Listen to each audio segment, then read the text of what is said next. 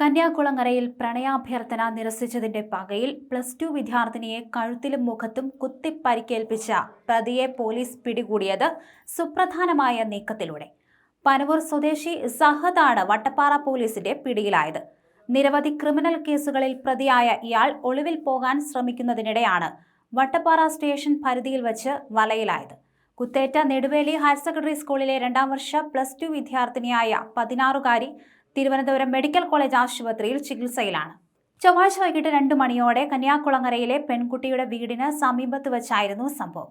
സ്ഥലത്ത് കാറിലെത്തിയ പ്രതി സഹദ് പെൺകുട്ടി വീടിന് പുറത്തിറങ്ങുന്നതുവരെ കാത്തുനിന്നു. 2 മണിയോടെ ടെക്സ്റ്റ് ബുക്ക് വാങ്ങുന്നതിനായി പെൺകുട്ടി വീടിന് പുറത്തിറങ്ങിയപ്പോഴാണ് ആളൊഴിഞ്ഞ പ്രദേശത്ത് ഒളിച്ചിരുന്ന പ്രതി ആക്രമിച്ചത്. പെൺകുട്ടിയുടെ കഴുത്തിലും മുഖത്തും ക്രൂരമായി കുത്തുകയായിരുന്നു. കഴുത്തിന് പുറകിലേറ്റ മുറിവ് ആഴത്തിലുള്ളത് എന്നാണ് വിവരം. ആക്രമണത്തിനിരയായ പെൺകുട്ടി ഇടവഴിയിലൂടെ ഓടി രക്ഷപ്പെട്ടു. ചോരവാർന്ന നിലയിൽ പെൺകുട്ടി ഓടുന്നത് കണ്ട് ഓടിയെത്തിയ പ്രദേശവാസികളാണ് ഉടൻ തന്നെ തിരുവനന്തപുരം മെഡിക്കൽ കോളേജ് ആശുപത്രിയിൽ എത്തിച്ചത്. കൃത്യം നടത്തിയ ശേഷം കാറിൽ അമിത വേഗതയിൽ പാഞ്ഞുപോയ സഹദ് എതിർദിശയിൽ വന്ന മറ്റു വാഹനങ്ങളെയും ഇടിച്ചു തെറിപ്പിച്ചിട്ടാണ് രക്ഷപ്പെട്ടത്.